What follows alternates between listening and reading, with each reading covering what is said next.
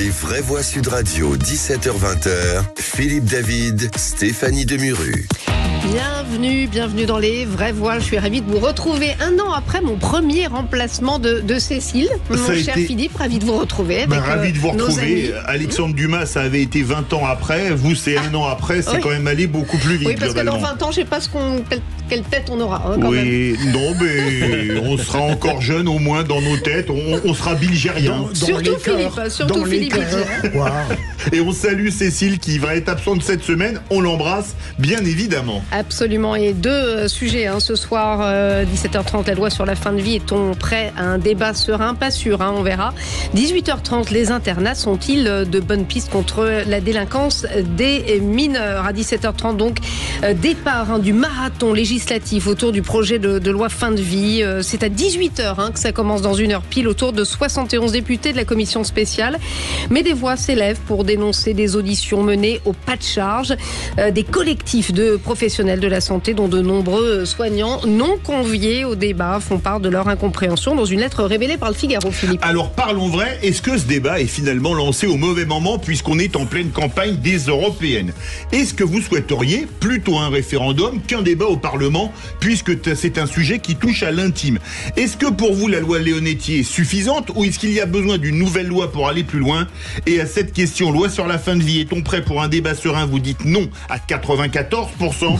Vous voulez réagir? Aude attend vos appels, qui est de retour et on l'embrasse aussi au 0826 300 300. Et notre expert du jour, ce sera le docteur Arnaud Chiche, anesthésiste réanimateur, président fondateur du collectif Santé en danger. Vous verrez qu'il est pas très content, justement. Il nous expliquera pourquoi.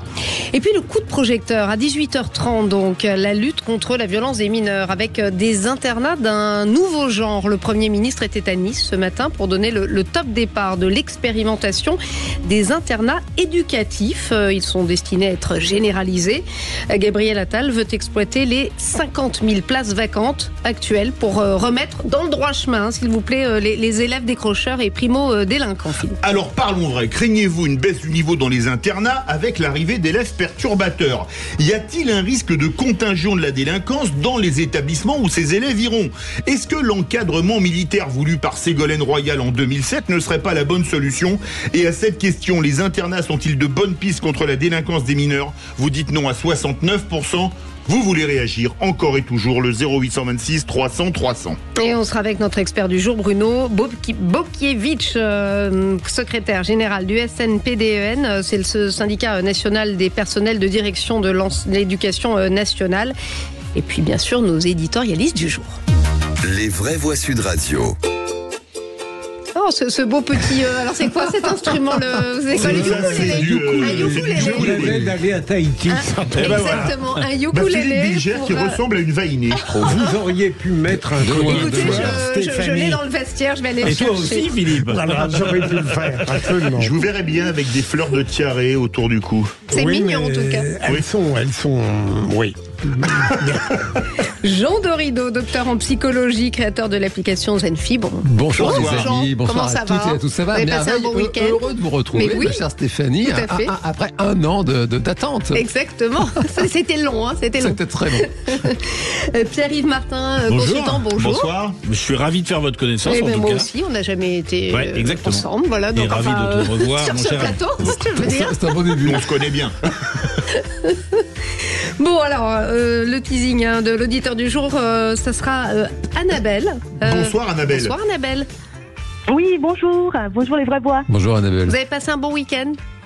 Oui, très bien. Je suis rentrée de vacances et je retrouve un ciel parisien très nuageux. Oui, ça c'est moyen, ça. Mais vous retrouvez les vraies voix, ça met du soleil quand même. Exactement. De quoi allez-vous nous parler, chère Annabelle? Écoutez, je pense que le gouvernement ne fait pas assez pour la transition écologique. Aujourd'hui, nous sommes la journée de la Terre. Et en fait, je voulais parler du passage des véhicules thermiques aux véhicules électriques. Eh bien, écoutez, on vous écoute dans quelques instants. Et puis, le répondeur, c'est Richard de Toulouse aujourd'hui. Écoutez. Oui, Richard Toulouse. J'aime bien les propos sur les bouteilles de champagne. On est dans l'anecdotique en fait, mais c'est de la symbolique. Les Français sont en train de percevoir de manière insidieuse que ça va mal se passer en fait. Ils sentent bien que les 150 milliards de déficit du commerce extérieur, c'est 150 milliards qu'on a perdus en France mais qui ont été compensés par de l'endettement. Et là, ça va pas durer. Ils sentent que ça ne pourra pas se passer simplement comme on aurait pu le croire. On attend que les propriétaires réalisent qu'ils vont y laisser des plumes. On aura une réaction. Voilà. Mais pour l'instant, ils n'ont qu'un sentiment. Alors, les 150 milliards de déficit commercial, c'est pas ce qui crée la dette, hein, c'est le déficit budgétaire, mais on revient sur un débat houleux qu'on a eu dans Les Vraies Voix vendredi sur les 11 000 bouteilles de champagne commandées par l'Élysée, dans laquelle je me suis confronté notamment avec Philippe Bilger en disant que pour les invités d'élite étrangers, on doit leur mettre du très bon champagne, mais pour les ministres, ils peuvent parfaitement passer au Vouvray ou à la Clairette de Die ou au Crémant d'Alsace pour vous être agréable. Et ça c'est vraiment, on va le dire comme ça, confronté virilement dans Les Vraies Voix. Et Philippe Bilger, on pense plutôt que j'avais raison, parce que,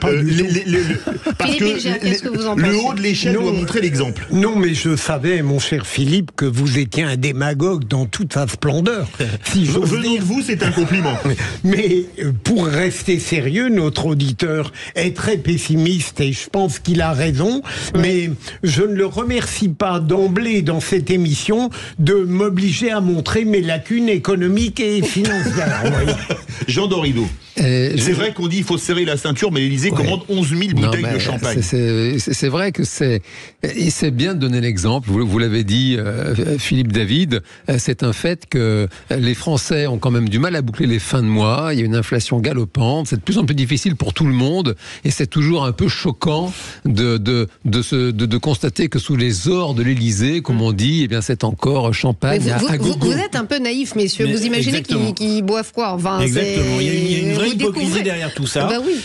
Et puis le champagne, c'est un produit noble de l'économie et de l'agriculture française, d'une part, et d'autre part, on va pas recevoir. Ça fait 500 000 euros versus 3 000 milliards de dettes. Le ratio, il est ridicule. Donc on est dans le symbolique. Non, mais c'est vrai que c'est la symbolique. Il y en a d'autres pour quelques homards qui ont sauté, si je peux me permettre. Non, mais ce qui pose question, c'est, je le dis, je le répète, pour les chefs d'État étrangers, on offre ce qu'il y a de meilleur. Mais pour les Français, connaissent en interne, on peut peut-être un peu être moins pompeux, parce que déjà, je vous reprends, la dette, c'est pas 3 000 milliards, c'est le double. Parce qu'on oublie de compter les engagements sur les pensions des fonctionnaires. Ça, faut le dire, on est plus près des 5-6 000 milliards que des 3 000. Et que l'exemple, ça doit venir d'en haut quand même pour montrer un peu l'exemple. Je vais vous dire, si le ministre, il va à l'Élysée et qu'on lui offre qui boit un champagne déjà très bien, mais un peu moins haut de gamme, il a peut-être pas besoin de Dom Pérignon à chaque fois. C'est quand même pas scandaleux. Vous connaissez les marques ? Non, mais je m'en fiche. Ça serait intéressant d'ailleurs de savoir. Mais je m'en fiche. C'est la symbolique. Mais mon cher. Mais vous découvrez. Je découvre pas. Je gueulais déjà. On en a parlé vendredi pour Fillon qui prenait l'avion pour aller au Mans au lieu de prendre le TGV. C'est pareil. Mais pensez-vous qu'en répétant les mêmes erreurs, vous allez nous convaincre ? Mais oui, les gens sont convaincus. Mais non, excusez-moi. Alors là, je suis plus que convaincu. Non, malheureusement, il est convaincu. C'est d'autant plus choquant que tous ces gens-là ont quand même des salaires mirobolants, payés par nos impôts. Et c'est un fait que c'est pas correct de se servir sur le dos du contribuable.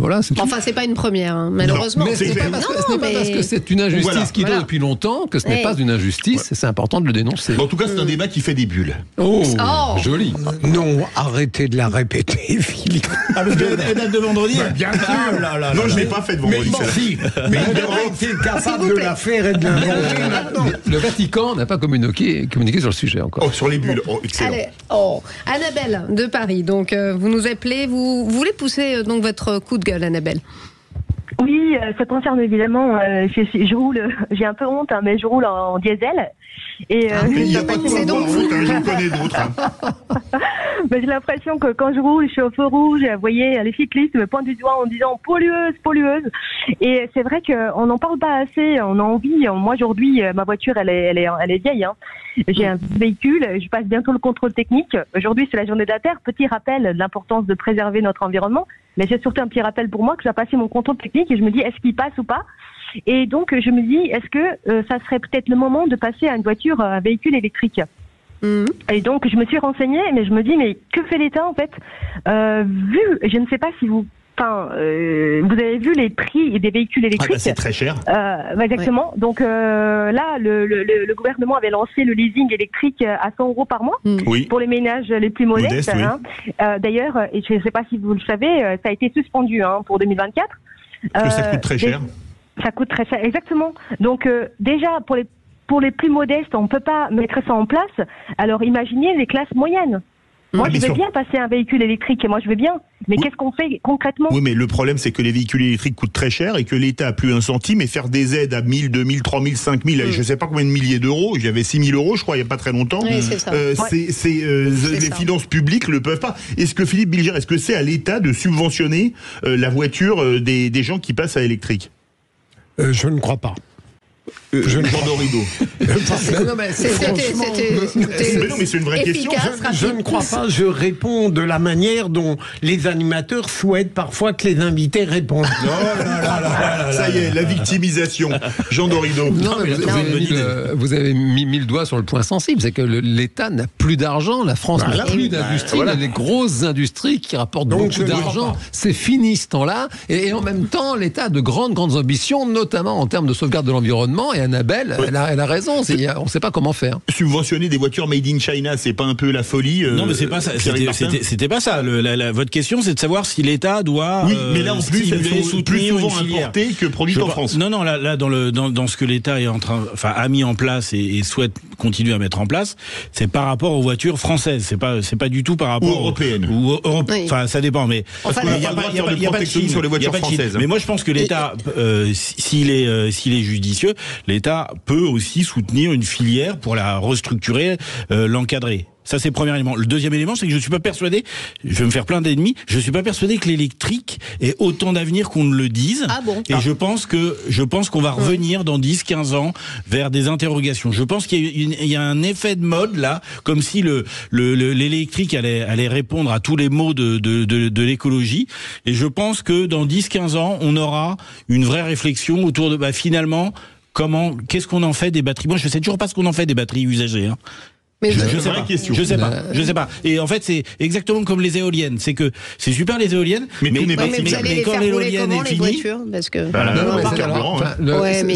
je peux vous dire pour avoir essayé l'électrique, vous ne pourrez plus retourner dans une voiture à essence qui fait du bruit. Non, vraiment, ça n'a rien à voir. Comme sensation, Oui, mais il faut avoir les moyens de se la payer, c'est ça le problème. Et que les gens qui nous écoutent n'ont pas tous les moyens de passer à l'électrique. Essayent de faire des efforts. Il y aura une des premières, je crois, à 25 000 €, ce qui est très cher, évidemment. Ce qui est très cher, mais bon. Et surtout que c'est une petite voiture. Mais il y aura l'occasion, il y aura un deuxième marché. Il y aura est minoritaire. Oui, mais je parle de rideau très court. Je parle vrai, c'est tout. Très court, ce n'est pas une boutade. Peut-être, dans 10-15 ans, on va revenir aux voitures à chevaux.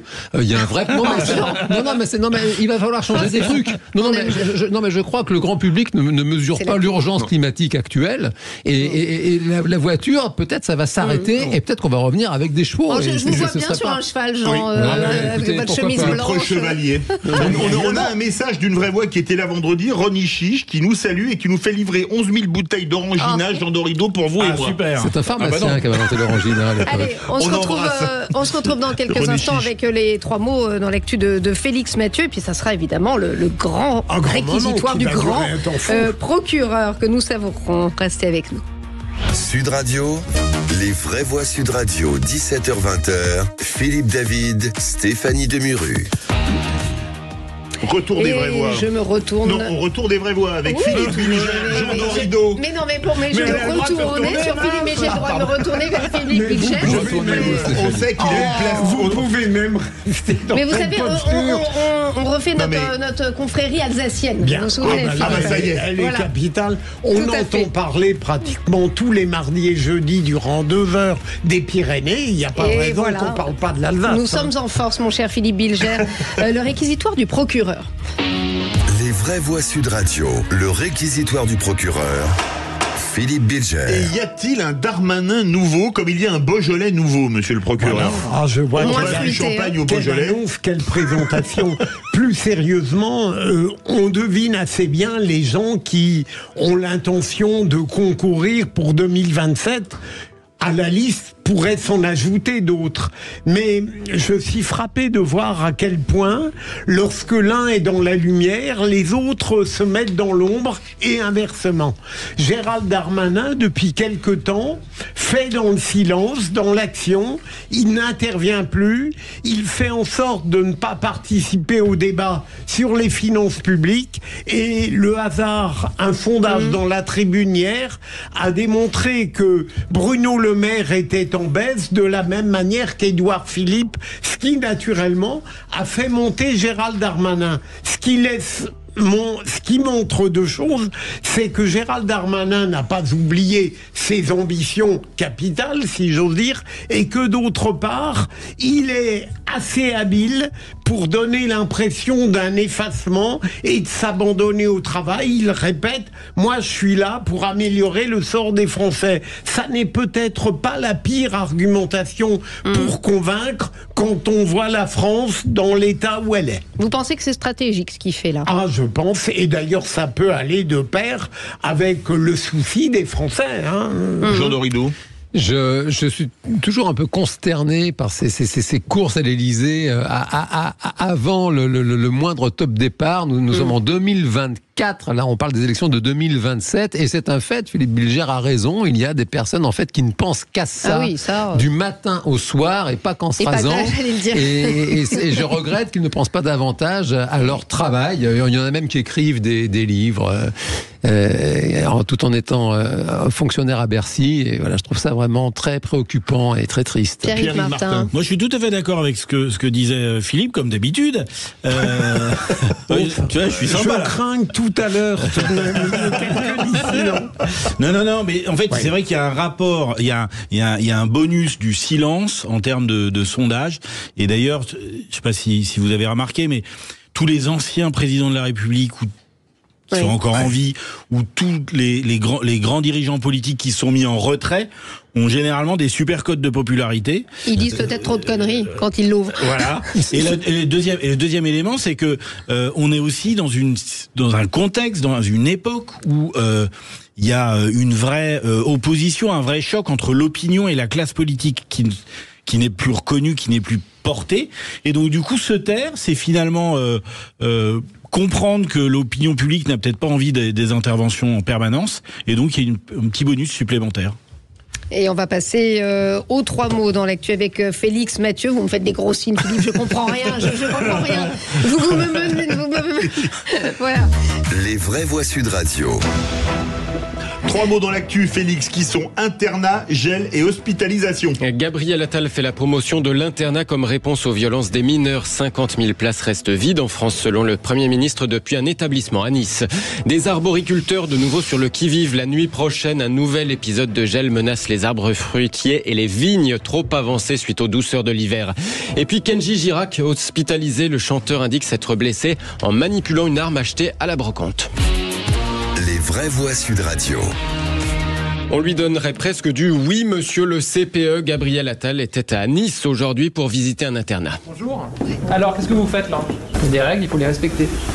Personne ne peut réussir en se disant qu'il ne respectera pas les règles. Ça conduit toujours, d'une manière ou d'une autre, à l'échec. Tu as fait des erreurs, tu as eu une sanction, tu as été exclu.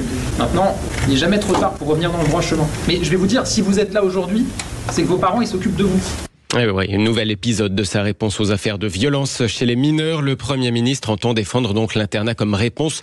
50 000 places restent vides en France, déplore d'ailleurs Gabriel Attal, qui souhaite en plus en ouvrir de nouveaux. Mon objectif à terme, c'est d'avoir une forme de volontariat dirigé. C'est-à-dire qu'on incite très fortement des familles, quand on identifie que leur enfant est en train de dériver, que les familles puissent accepter le placement en internat de leur enfant et qu'il y ait une forme d'incitation. C'est-à-dire qu'il peut y avoir des familles qui sont dépassées, il peut aussi y avoir des familles qui sont défaillantes. Moi, je souhaite qu'on arrive à un système où, lorsqu'on identifie qu'un jeune part à la dérive, on peut proposer à ses parents une place en internat, les parents ont le choix d'accepter ou non, mais que si les parents le refusent et qu'ensuite le jeune se livre à des actes de délinquance, ça puisse accroître la responsabilité des parents. Le Premier ministre au micro AFP de Justin Davis et d'Audrey Lally. D'ailleurs, ce sera votre grand débat dans les vraies voix. Deuxième mot, mon cher Félix, le gel. L'inquiétude grandit chez les viticulteurs et arboriculteurs. Un nouvel épisode de gel attendu dès la nuit prochaine, mais aussi demain soir. Les professionnels redoutent les 2 nuits les plus froides du mois d'avril qui pourraient anéantir leur production. Beaucoup ressortent les bougies ou font tourner leur tour chauffante pour éviter de basculer dans des températures négatives. Les plantes craignent le froid quand elles se sont crues au printemps, en plein hiver, et que du coup elles ont poussé trop vite.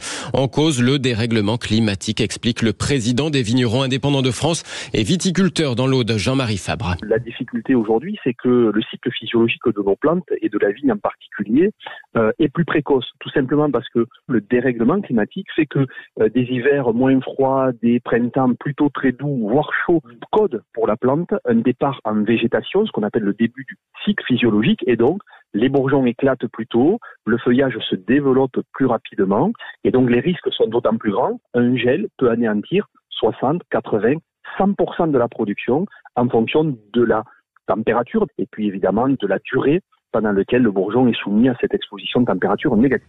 Des propos recueillis par Mathilde Julien pour Sud Radio dans 3 quarts d'heure, d'ailleurs à 18h10. Vous avez la parole, nous serons en direct avec la présidente de la Fédération nationale des producteurs de fruits. Troisième mot, l'hospitalisation de Kenji Girac au CHU de Bordeaux. Le chanteur blessé par balle au thorax la nuit dernière dans un camp de gens du voyage de Biscarrosse dans les Landes. Il indique avoir acheté ce Colt 45 dans une brocante puis s'être blessé la nuit dernière, ou en tout cas tôt ce matin à l'aube, en le manipulant. Ce Colt, une arme en tout cas du même modèle, a depuis été trouvée dans un buisson proche dans cette aire d'accueil de gens du voyage. Les enquêteurs cherchent maintenant à vérifier évidemment cette version du chanteur à succès de 27 ans. Kenji Girac, pour info, pour ceux qui l'ignoreraient, révélé par l'émission The Voice en 2014. Ça commence à faire quelques années. Il a enchaîné les succès depuis. Ses jours, en tout cas, ne serait plus en danger, n'aurait pas été en danger, contrairement aux informations qui ont fuité en début de journée. Kenji Girac, notamment, était, semble-t-il, toujours conscient à l'aube au moment de sa prise en charge. Merci, une réaction vous êtes soulagé d'abord, vous soulagez qu'il aille bien, parce que c'est un chanteur... Il est sympathique, il chante bien, il est doué, le duo avec le... comment s'appelle le noir, là, vous savez... le noir, oh là là, Philippe. Kenji, vous savez, un type qui est... on vous laisse Gims. Oui, voilà, Gims. Maître Gims, vous confondez avec les JO. Oui, c'est ça, oui, bien sûr. Mais l'affaire, le Colt 45 trouvé dans une brocante, je sais pas, mais moi, ça me paraît quand même un peu surréaliste. Oui, et quand on connaît le recul d'un Colt 45, c'est une arme, c'est l'arme des tueurs du milieu. En général, avant de la braquer vers soi, on fait les vérifications, on retire le chargeur, etc. Vous allez payer l'air de vous y connaître. Ben non, mais en arme à feu, j'en ai eu une de service quand j'étais au service militaire, donc les vérifications de sécurité en 9 parabellum ou 1143, c'est pareil. Jean Dorido, il était des copains gitons, là, on sait pas. Jean Dorido. Non, mais c'est un fait que... ça me paraît un peu vaseux comme explication. C'est vrai que Félix Mathieu l'a rappelé, il y a une enquête en cours. C'est vrai que cette première version de l'histoire, j'ai acheté un flingue, le coup est parti tout seul et je retrouve l'arme dans le buisson. Bon, ça, on a hâte d'en savoir plus. Oui, c'est de la brocante au buisson, en fait. Voilà. C'est un nouveau cercle. Et puis à 5h du matin, il a passé du temps après la brocante. On ne sait pas si c'était trop tard ou trop tôt. Voilà. Bon, allez, dans quelques instants, notre débat fin de vie, l'examination du projet de loi qui débute ce lundi à l'Assemblée nationale avec cette question, Philippe. Oui, alors parlons vrai. Est-ce que le débat est lancé au mauvais moment alors qu'on est en pleine campagne des élections européennes ? Souhaiteriez-vous un référendum plutôt qu'un débat au Parlement ? Est-ce que la loi Leonetti est suffisante ou est-ce qu'il faut une nouvelle loi ? Et à cette question, loi sur la fin de vie, est-on prêt à un débat serein ? Vous dites toujours non à 94%. Vous voulez réagir ? Le 0826 300 300. Et on en parlera évidemment avec les vraies voix ici présentes et puis avec le docteur Arnaud Chiche, anesthésiste, réanimateur, président, fondateur du collectif Santé en danger.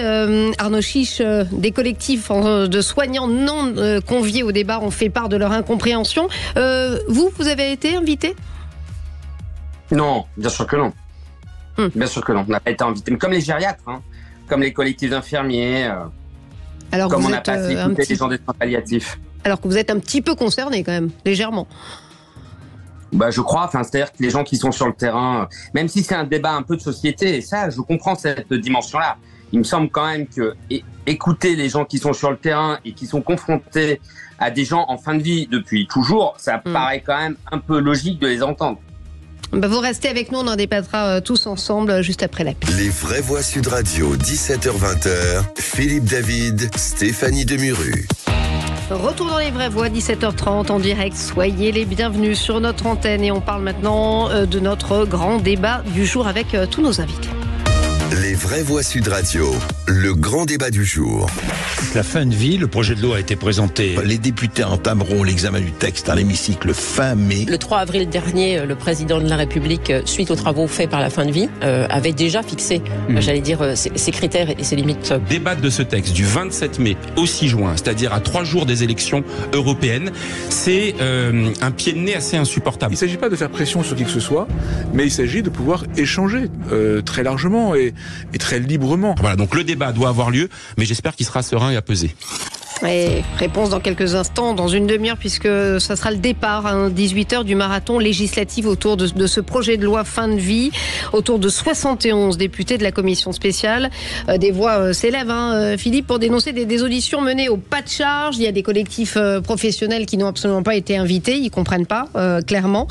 C'est ce que révèle une lettre révélé dans le Figaro ce matin. Alors, est-ce qu'on a assez consulté? Surtout, a-t-on consulté les bonnes personnes? Alors, parlons vrai. Est-ce que le débat est lancé au mauvais moment alors qu'on est en pleine campagne des européennes et qu'il y a d'autres débats, vous me passerez l'expression, en cours? Souhaiteriez-vous un référendum, comme ça concerne l'intime, plutôt qu'un débat parlementaire? Est-ce que la loi Leonetti est suffisante, la loi sur la fin de vie, ou est-ce qu'une nouvelle loi s'impose, comme celle qu'étudie l'Assemblée nationale à partir de ce soir? Et à cette question, loi sur la fin de vie, est-on prêt à un débat serein?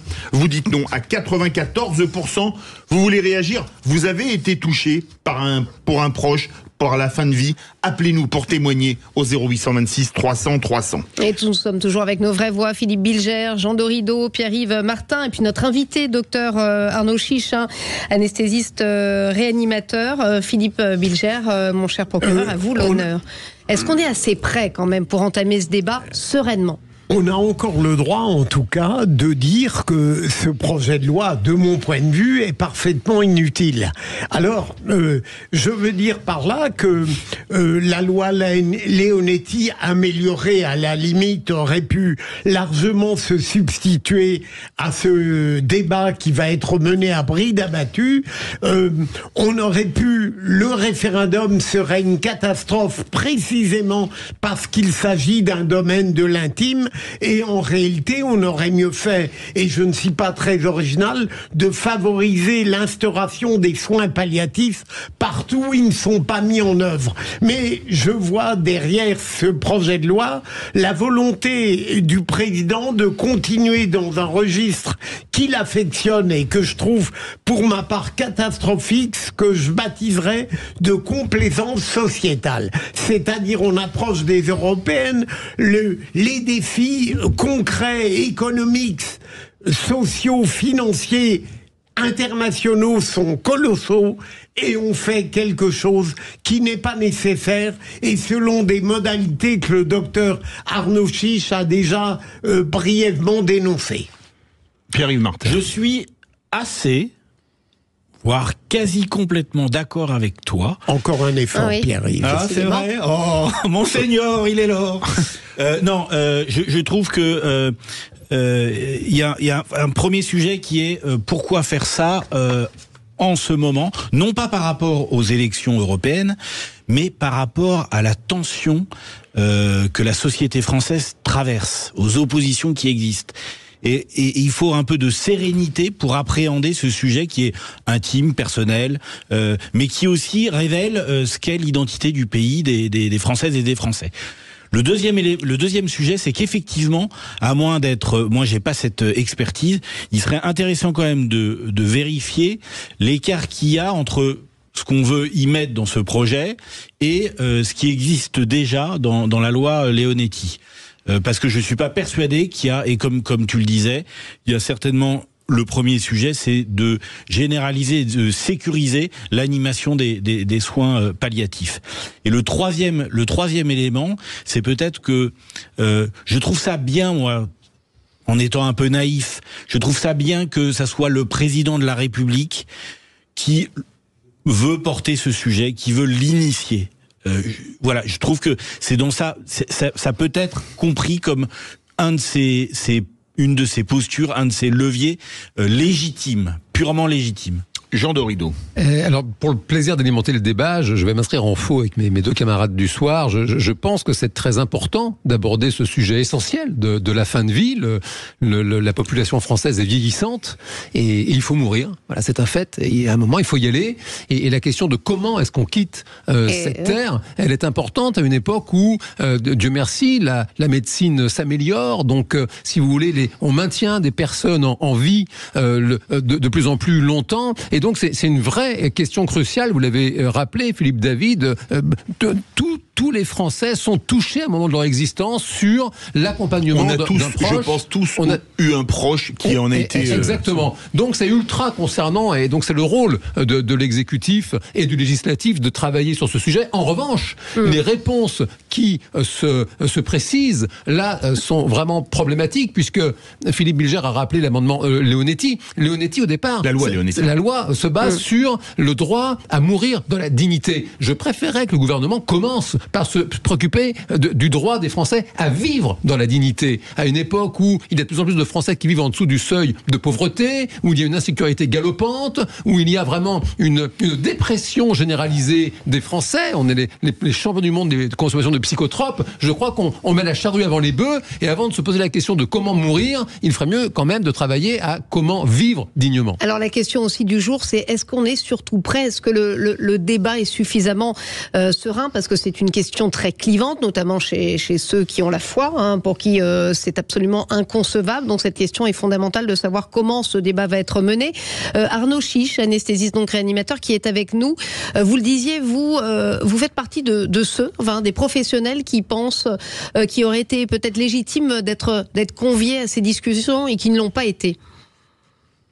Oui, mais madame, c'est presque un détail, ça.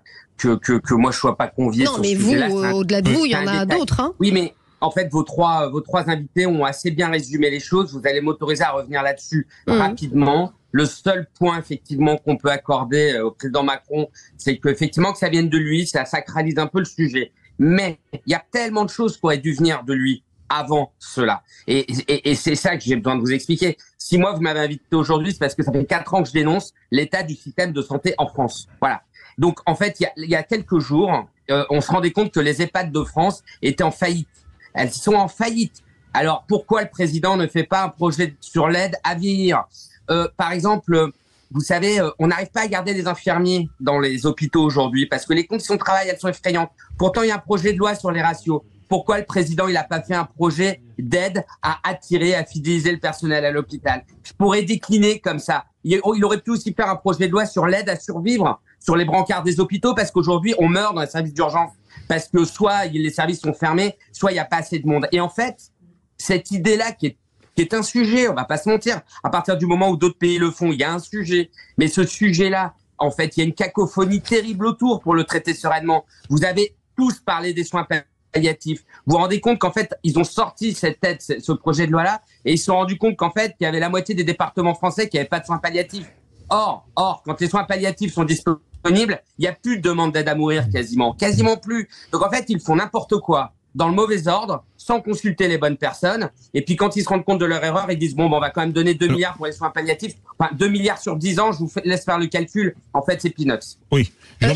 Philippe Bilger. Oui. À votre avis, docteur, est-ce que depuis la Covid, cette crise, cette épidémie, est-ce que certaines des promesses du gouvernement ont été tenues ou non ?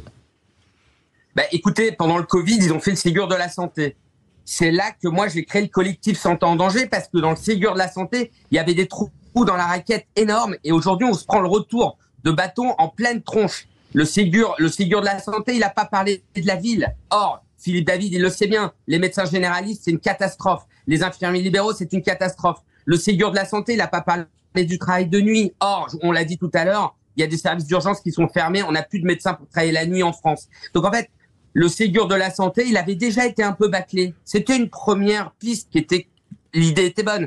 Et en fait, ce qui se passe le pire depuis 4 ans, pour reprendre vos mots, depuis 4 ans, c'est l'amnésie. C'est-à-dire qu'en fait, il y a 4 ans, on faisait confiance aux soignants, on les écoutait, ils ont réorganisé les hôpitaux, ils ont permis d'éviter des catastrophes pour les Français, on a continué à opérer des malades, on a continué à soigner les cancers, tout en gérant des patients qui avaient le Covid et qui occupaient 90% des lits de réanimation. Mais là, depuis, c'est l'enchaînement des ministres de la Santé. Alors le dernier, il est incroyable, Valletoux, c'est incroyable. Ce n'est que de la culpabilisation de soignants. Il y a tant à faire pour le monde de la santé, pas que pour moi, et pas que pour les salaires, pour nos enfants et nos petits-enfants, pour les 50 prochaines années. Mais ce n'est pas fait. Et au lieu de ça, effectivement, il y a un sujet là qui sort, qui est assez insupportable à cause du contexte. Jean Dorido.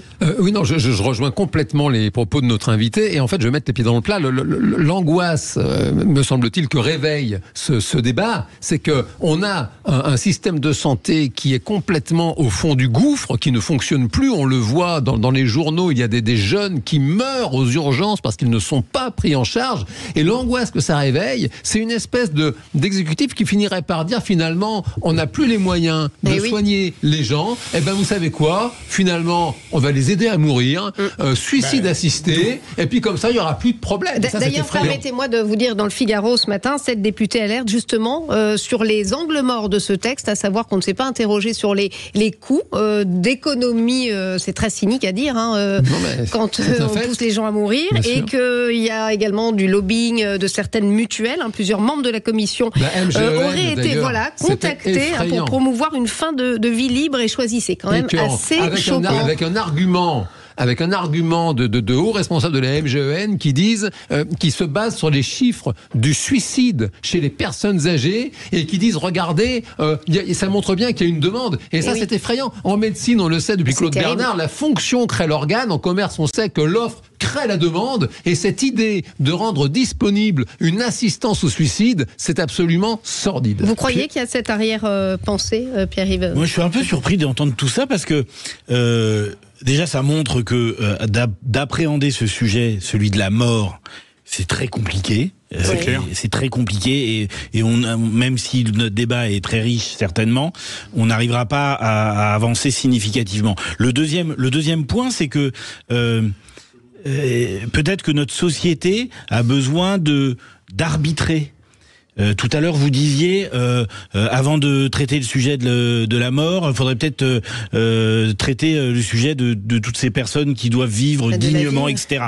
Mais et donc du coup, pour moi, il y a juste j'aime bien le juste, un sujet d'arbitrage. C'est qu'est-ce qu'on veut. En fait, on demande tout de suite, et c'est pas possible parce que on l'a vu, il y a une dette, il y a plus de capacité financière, donc il faut faire des arbitrages. Ça veut dire quoi, que c'était pas le moment d'en débattre, c'est ça ? Ben ça veut dire qu'il faut. Alors, c'est ce que je disais tout à l'heure. C'est pas le moment parce que la société est en tension, et deux, il y a un sujet d'arbitrage qu'il faut d'abord appréhender. Mais quand un gouvernement arrive pour prendre ses fonctions, il devrait y avoir un arbitrage qui soit fait, qui dit voilà, tel sujet on va traiter et tel autre on va pas le traiter. On part au 0826 300 300, notre vraie voix du jour. Bonsoir Annabelle. Oui, bonsoir. Je vous écoute depuis tout à l'heure et c'est vrai qu'en France, je pense qu'on a un vrai problème avec la mort. Mais qu'est-ce qu'on doit faire alors ? Est-ce qu'on doit mourir dans des souffrances atroces ou aider la personne à partir ? Moi, quand j'étais jeune, en fait, ma mère est décédée d'une attaque cérébrale et j'ai vu ma mère sur un lit d'hôpital en état de mort, cérébrale. Qu'est-ce qu'on doit faire ? Ça m'a beaucoup touchée et je pense qu'en fait, les gens, tant qu'ils sont pas touchés par ça, on ne peut pas comprendre.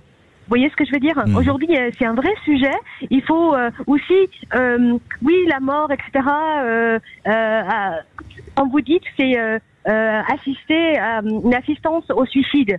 Il n'y a pas que ça, en fait. Il y a une vraie demande, comme vous disiez tout à l'heure, il y a une vraie demande. Donc, ça veut dire qu'il y a des familles qui souffrent de ça. Donc on peut aussi le comprendre. Annabelle, on va faire Jean Dorido et Arnauchy, je veux réagir. Simplement, bien sûr, je respecte l'épreuve qu'a traversée Annabelle. Toutefois, il n'est pas nécessaire de réinventer l'eau chaude, puisque la loi Leonetti, justement, se base sur le droit à mourir de la dignité, se base sur le refus de l'acharnement thérapeutique. Il y a quand même longtemps que le législateur s'est positionné sur ces sujets. Arnauchy, je veux réagir. Je voudrais poser une question à Arnauchy, justement, sur les angles. Alors, c'est pas un jeu de mots, les angles morts de la loi Leonetti. Vous voulez réagir au propos d'Annabelle ? Oui, non, mais je vais faire une réponse globale. En fait, il y en a pas, les angles morts de la loi Leonetti, et il y en a que pour ceux qui connaissent pas la loi, et il y en a que pour ceux qui sont pas sur le terrain. Écoutez, moi, ça fait 20 ans que je travaille en réanimation, en anesthésie, je suis confronté à des situations de fin de vie avec des familles qu'on accompagne. Et je suis très touché par le témoignage d'Annabelle, que je remets évidemment pas en question, mais là, il y a manifestement eu un problème de prise en charge médicale. Il faut que les gens comprennent que la loi Leonetti, elle autorise les médecins à endormir les patients sans aucune limite de dose de médicaments. Est-ce que vous vous rendez compte? Parce que je vais te dire autrement.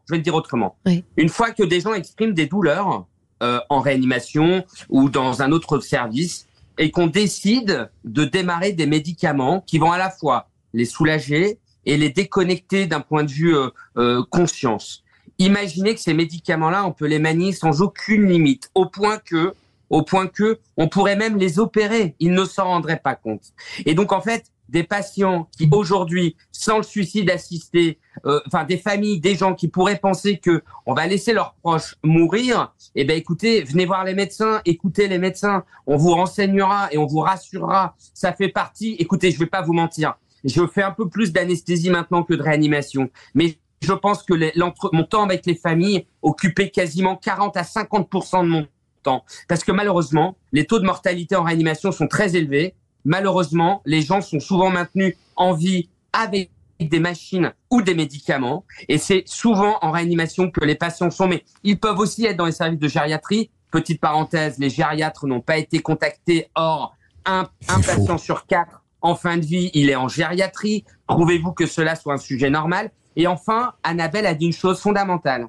Elle a dit, tant qu'on n'a pas été concerné par ce sujet-là, on peut pas comprendre.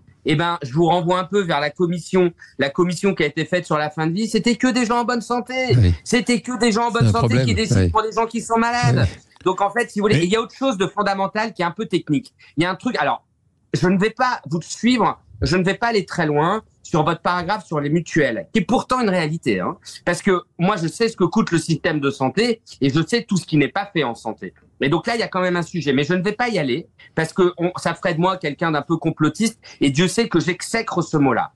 Je vais juste vous dire un truc, c'est que dans le projet de loi tel qu'il est fait, on pourra appliquer de l'aide à mourir si le pronostic du patient il est engagé, attention, accrochez-vous bien, à court ou moyen terme. C'est quoi court ou moyen terme? Une heure, c'est court terme, très court terme, mais moyen terme, c'est quoi? Moyen terme, on ne sait pas ce que c'est, Philippe.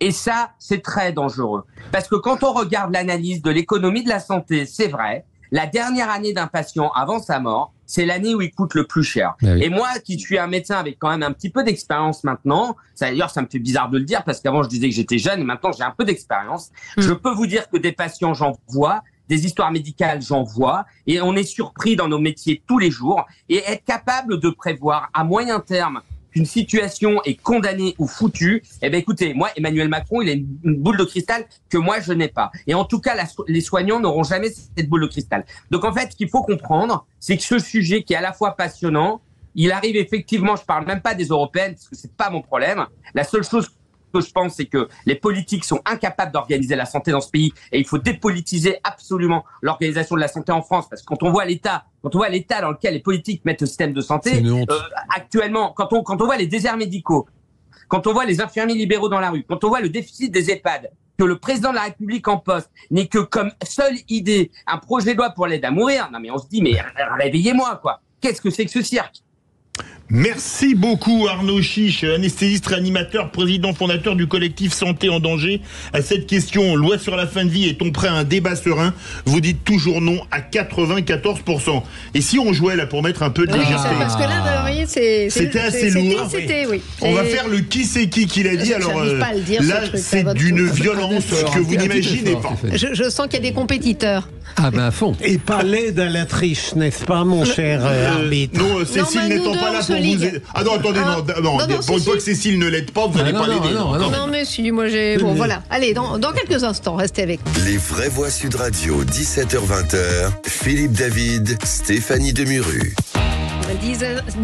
J'en perds mon latin. Votre 17h51 exactement, mais c'est avec votre... C'est qui l'a dit? Le qui c'est qui a inventé ce... Mais c'est moi qui l'ai inventé. Ça m'étonne pas avec votre français rudimentaire. Oh bah, je vous en prie. Pardon, mon cher Philippe. Le qui c'est qui l'a dit? Bon, qui va gagner? Les vraies voix Sud Radio, le quiz de l'actu. Avec nos vraies voix, Philippe Bilger, Jean Dorido, Pierre-Yves, Martin. Je pose la première question. Alors, cher Annabelle, Philippe. on rappelle la règle à Annabelle et nos vraies voix, parce que je vous préviens, les vraies voix n'ont aucun respect des règles, en particulier un certain Philippe Bilger. Ah, si, alors moi je t'arrête là parce que moi je respecte particulièrement les règles parce que j'ai vous êtes bien seul, c'est ça le problème. Alors je les respecte les règles. Écoutez, on fait comme dans la surface, si l'adversaire tire le maillot, tirez le maillot aussi.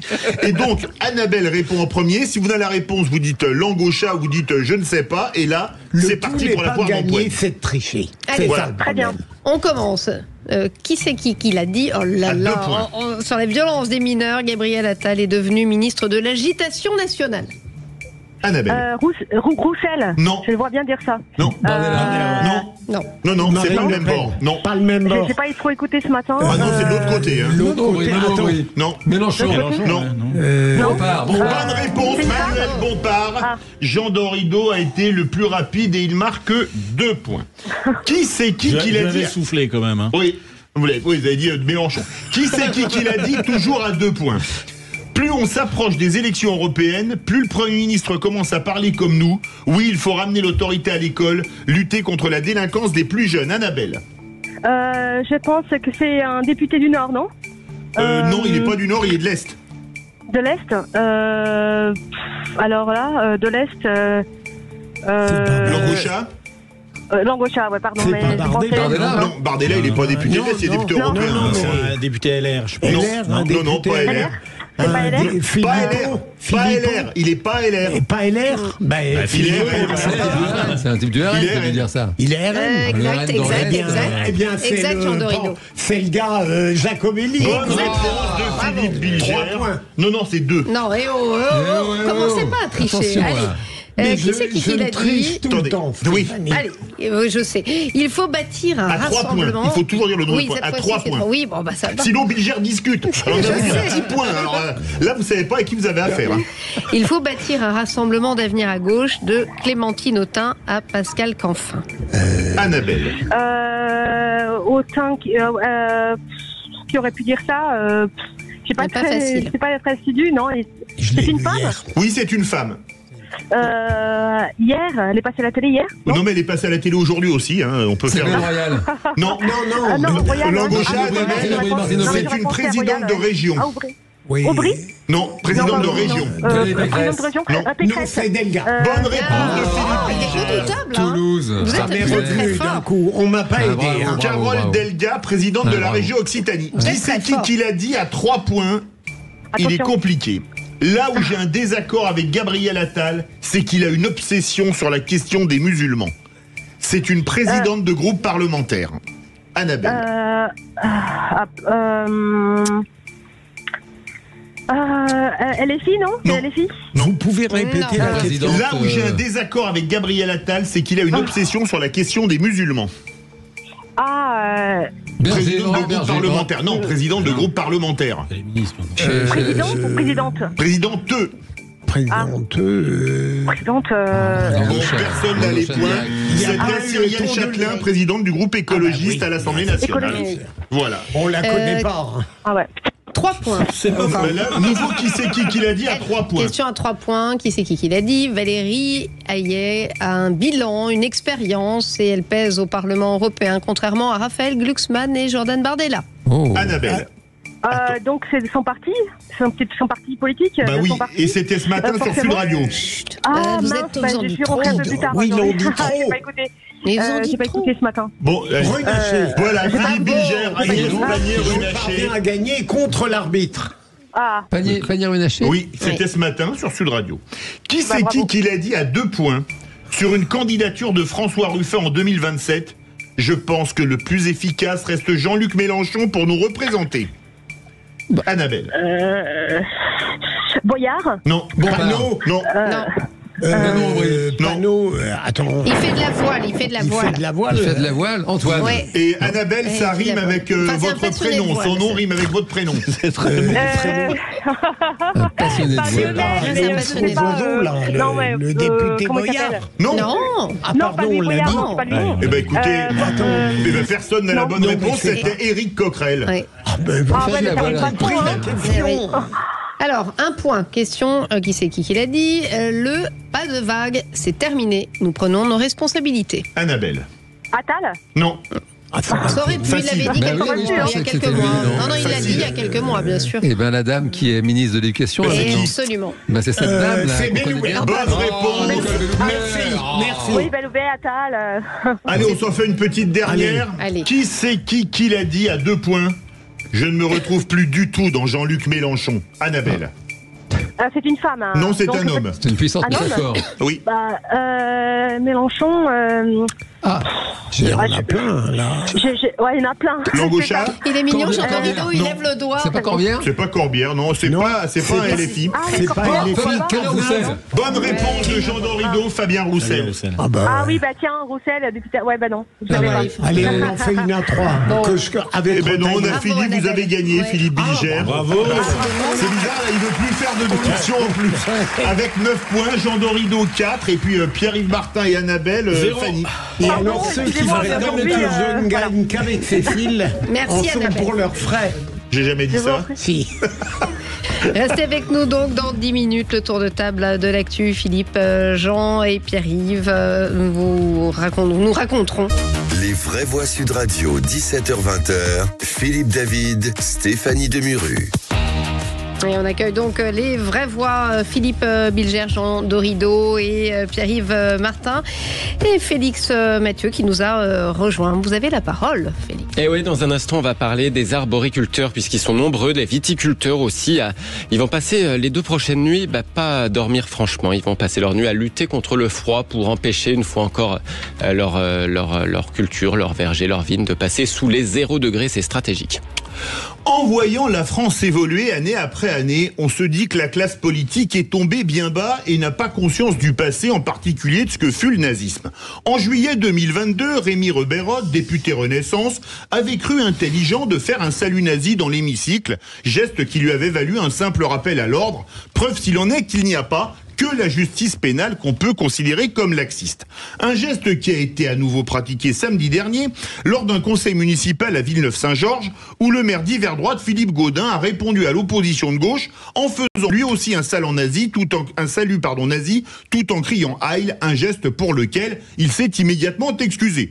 On pourrait ajouter dans un registre totalement différent Pierre-Alain Millet, élu communiste, qui portait une écharpe aux couleurs de la Palestine lors du dernier conseil métropolitain de Lyon, alors que Lyon, à ce que je sache, ne se situe ni à Cisjordanie, ni à Gaza, et qu'une assemblée n'est pas une salle de meeting. Alors bref, avant de demander aux citoyens d'être exemplaires, il serait bien que les élus qui représentent théoriquement le haut du panier montrent l'exemple, et quand je vois de tels comportements, je ne peux pas m'empêcher de citer Michel Audiard, qui disait les cons ça ose tous, c'est même à ça qu'on les reconnaît. Philippe Bilger. Le comportement qui m'étonne le plus, les autres ne sont pas remarquables, mais c'est celui du gars qui fait le salut en disant Heil. Ils savent pourtant. C'était samedi dernier. Ils savent pourtant que ça va être connu, ça va faire un scandale. Je me demande si parfois, malgré le respect qu'il faut avoir pour la classe politique, quel que soit le poste qu'elle occupe, s'ils ne sont pas un peu obtus tout de même. Pierre-Yves Martin. Peut-être que tout simplement Michel Audiard a complètement raison et puis point final. Je ne sais pas si c'est une question d'exemplarité, il y a quand même quelque chose qui m'interroge, Philippe, c'est que un élu, c'est un être humain. Oui. Voilà, et que personne n'est parfait. Ah mais ça, j'ai jamais dit le contraire. Je sais bien. Et donc du coup, pourquoi voudrait-on, j'essaie d'aller un peu plus loin, mais pourquoi voudrait-on que les élus soient parfaits, exemplaires, etc. Je pense que c'est pas possible. Ça ne retire en rien en la puissance de votre coup de gueule par rapport à ça. C'est inacceptable de voir des élus déraper ou se comporter comme ça. Pour quel gain, on ne sait même pas. C'est pas très porteur électoralement, théoriquement. Alors, du coup, non mais ça serait quand même intéressant de savoir après. Pourquoi ils ont fait ça? Qu'est-ce qui leur est passé par la tête? Par la tête, je sais pas. Là, on a un docteur en psychologie, il va peut-être approfondir le sujet. Les bras m'en tombent. Oui, personne n'est parfait. Pierre-Yves Martin, vous avez raison. Enfin, maintenant, il y a plein de gens pas parfaits qui ne font pas des saluts nazis, quand même. C'est important de le rappeler. Et un élu, il a une charge qui l'oblige, comme dirait notre président. Donc, oui, les élus doivent être irréprochables, à défaut d'être parfaits. Et pour aller dans le sens de Philippe David qui cite Michel Audiard, j'ai envie de citer Coluche qui disait il y a chaque année de plus en plus d'imbéciles, mais ce coup-ci j'ai l'impression que les prochains sont en avance. Oui. Allez, on enchaîne avec, vous avez la parole Félix Mathieu, avec le retour du gel qui inquiète les arboriculteurs et les viticulteurs. Oui, dans beaucoup de départements, ils vont peu dormir, ils vont plutôt passer la nuit dans leurs vergers, dans leurs vignes, à lutter pour empêcher les températures de passer sous les 0 degrés. Alors tous les moyens sont bons, des bougies aux tours chauffantes en passant dans les cas extrêmes par les jets d'eau pour créer des coques de glace protectrices autour des fruits ou bien des bourgeons. Bonsoir Françoise Roch. Oui, bonsoir. Merci d'être avec nous dans Les Vraies Voix sur Sud Radio, présidente de la Fédération nationale des producteurs de fruits. Vous êtes aussi arboricultrice à Moissac dans le Tarn-et-Garonne. Il y a une vraie inquiétude ce soir pour les 2 prochaines nuits? Alors c'est un petit peu diffus dans toute la France. La personne l'a dit tout à l'heure à la météo. Nous, a priori, dans le Tarn-et-Garonne, on devrait avoir une gelée, mais dite blanche, c'est-à-dire sur le matin vers 4-5 heures, moins 1, moins 2, moins 3, pas plus. Et ça, on sait gérer. Ce qu'on a du mal à gérer, c'est quand ça va beaucoup plus loin. Ah oui, parce que moins 1, moins 2 degrés, on peut limiter les déperditions. Alors, soit on a des méthodes dites un peu préventives. On a tondu les vergers très ras pour pas que la glace se forme trop. On a ouvert les filets paragrèle qui nous gardent un petit peu la chaleur aussi. Mais après, dans les zones les plus sensibles, on est un peu habitué malheureusement. Et on a la fameuse aspersion dont vous parliez tout à l'heure, ou les tours avant pour nous protéger. Parce que ça fait plusieurs années qu'on parle de ce problème. Alors concrètement, c'est pas tant les gels printaniers qui sont plus rigoureux qu'avant, c'est les douceurs hivernales avant ça qui rendent les plantes plus vulnérables parce qu'elles ont poussé trop vite, concrètement. Oui et non. Enfin, là, pour nous, quand vous arrivez fin avril, que vous soyez sur une saison précoce, comme vous l'indiquez, ou sur une saison normale, les plantes, ça y est, elles ont toutes démarré, elles ont toutes des pousses, elles ont toutes des fleurs ou des petits fruits. Et donc, elles sont toutes, à fin avril, elles sont toutes sensibles. Le démarrage, voilà. Aujourd'hui, à l'époque où on est, à la période où on est tous sensibles parce que on est fin avril et que tout s'est mis à pousser normalement, je dirais. Félix, pardon, comme vous êtes devenu un spécialiste du gel, parce que ce sujet, vous l'avez traité à peu près il y a 2 ou 3 jours, vous pourriez demander à cette dame... Vous pouvez lui demander oui, mais je voudrais pas dire d'erreur technique dans ma question, s'il faut la même infrastructure que pour le précédent. Qui était dans la Drôme, effectivement, puisque là, on va avoir 2 nouvelles nuits de gel et on avait, c'était la semaine dernière, en fin de semaine dernière, un arboriculteur dans la Drôme qui faisait des fruits, et qui avait des tours chauffantes, donc des tours chauffantes. Il appelait même ça des éoliennes, hein, ça ressemble un peu à une éolienne. Donc là, c'est vraiment pour lutter quand on a plusieurs degrés dans le négatif. C'est ça. Il y a la façon la plus efficace, et on l'a prouvé en 2021, c'est l'eau. C'est les fameuses coques de glace que va créer l'eau quand on arrose un verger. Ça, c'est le plus efficace. C'est là où on arrive à protéger. On a même protégé jusqu'à -7. Donc, c'est vraiment une protection importante. Les éoliennes, à moins de rajouter, comme fait la personne, un chauffage qui permet de réchauffer l'eau, réchauffer l'air. L'éolienne, elle brasse de l'air. Et donc, si elle n'a que de l'air froid à brasser, c'est dangereux, parce que elle va renvoyer de l'air froid sur les arbres, c'est dangereux. Donc, il faut qu'elle aille trouver de l'air chaud quelque part. Donc, soit c'est en haut à 4, 5, 6 mètres de hauteur, et elle renvoie en bas, et comme ça, on arrive à réchauffer. Ou sinon, on rajoute effectivement des chaufferettes près de l'éolienne ou autour du verger pour que l'air se réchauffe aussi. Donc il y a plusieurs situations et chacun le choisit un petit peu par rapport à ses capacités. Par exemple, je pense au viticulteur que vous avez cité. S'il n'a pas d'eau, s'il n'a pas d'accès à l'eau, il ne pourra pas faire la méthode qui nous semble la plus efficace, qui est l'arrosage. Mais il pourra installer des tours à vent.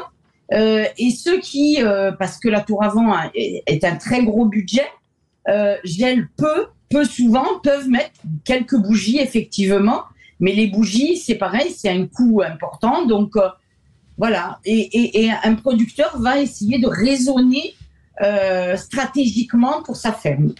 Eh bien, merci. Merci beaucoup, Françoise Roch. On rappelle que vous êtes arboricultrice à Moissac dans le Tarn-et-Garonne et on vous entendait ce soir en tant que présidente de la Fédération nationale des producteurs de fruits. Merci beaucoup d'avoir passé la tête dans ces vraies voix sur Sud Radio. Et merci à vous, merci à vous. Merci, Françoise. Philippe Bilger, dans quelques instants, c'est le tour de table des vraies voix. Vous allez nous parler de quoi? Alors, je vais parler de Ramzy Bedia et notamment d'un apéritif qu'il a donné avec une déclaration qui m'a beaucoup plu. Jean Dorido. Et je vais vous parler du tribunal de Lorraine qui vous autorise à frapper vos gamins. Ah bah ça alors, progrès. Voilà. Je croyais que c'était pas permis. Vous avez bien raison de le croire. Pierre-Yves Martin. Et moi je vais vous parler de Samsung qui lance une nouvelle façon de travailler puisqu'ils sont en train de mettre en place, ils vont mettre en place la semaine de 6 jours travaillés. Ah, une originalité, on en débat dans quelques instants. Restez avec nous. Les vraies voix Sud Radio, 17h-20h, Philippe David, Stéphanie Demuru. 18h18, bienvenue dans les vraies voix. Tout de suite, c'est le coup de projecteur des vraies voix. Le tour de table, pardon, il faut que je me rôde un peu. Tour de table, pas de problème. Encore ces stupides actualités. Ça dépend de la masse d'informations. Quand il a rien à dire, il dit rien. Il n'a pas été élevé chez les porcs, excusez-nous. Le tour de table. De l'actualité. Philippe Bilger, donc Ramzy Bedia au menu. Ramzy Bedia est d'abord depuis quelques années, au-delà de son duo avec Éric Judor, c'est un très grand acteur et que j'ai particulièrement apprécié dans la série de Giannoli, en effet, et qui a fait l'objet dans le monde de cette rubrique Un apéro avec un tel, et lui il a été questionné notamment sur son enfance. Et vous me permettrez de lire, c'est très court. Il dit, comme son personnage Ramzy Bedia voue une admiration sans borne à ses parents, également d'origine algérienne, qui ont élevé 7 enfants au cœur d'une cité, entre guillemets, qui était la plaque tournante de l'héroïne en France, à Gennevilliers. Placé dans une école catholique privée, dressé à la ceinture, le petit Ramzy n'a pas dérivé, pas plus que le reste de sa fratrie. Alors aujourd'hui, père, ça veut dire que lorsque on est placé dans un établissement très remarquable sur le plan de l'éducation et qu'on a des parents et notamment une mère très stricte, même dans le pire des milieux, on ne dérive pas, ce qui est, pardon de n'être pas très original, mais ça confirme un point de vue que modestement j'ai beaucoup eu, notamment à la suite de mon expérience aux assises, où j'ai parfois vu se confronter des familles, par exemple algériennes, portugaises. Algériennes, il y avait l'accusé, portugaises, il y avait les victimes, et c'était deux comportements collectifs radicalement différents, parce que tout simplement, les parents étaient radicalement différents. Pierre-Yves Martin et Jean Dorido. C'est toujours ce même sujet qu'on partage régulièrement autour de la crise de l'autorité, autour de l'importance du rôle de l'éducation parentale, de l'autorité parentale. On l'avait notamment évoqué dans le cas des écoles et de la place de l'école dans la société française. Après, je me méfierais juste d'un petit point. C'est que ce qui était vrai il y a 30 ans l'est peut-être plus complètement. Voilà. Mais sur le fond, en tout cas, je trouve formidable qu'il puisse témoigner de manière positive sur cette trajectoire familiale finalement, puisque toute la fratrie a pris une orientation. Qu'est-ce qui aurait changé selon vous ? Je pense que ce qui était vrai en 1980, sociologiquement, dans le fait d'éduquer, d'encadrer, dans les images que la société française pouvait porter, est différent maintenant en 2024.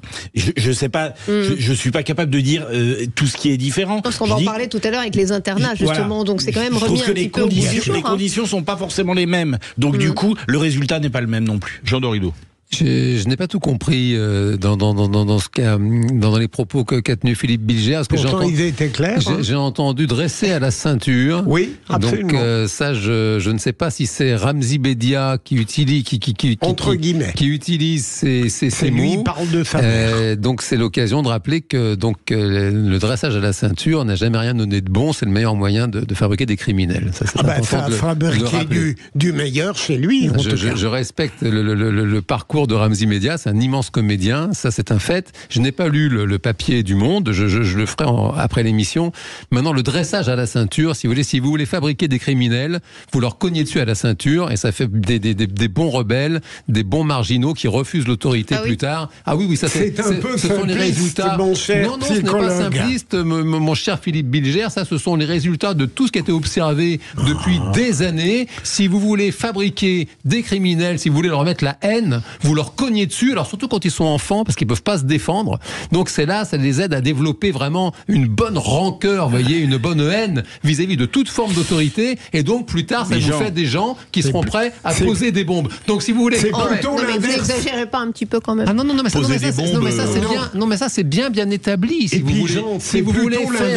vous voulez fabriquer un criminel, vous lui donnez des coups de ceinture. Vous entendez souvent des hommes d'un certain âge vous dire une bonne correction, ça n'a jamais fait de mal, je m'en suis pris quand j'étais jeune.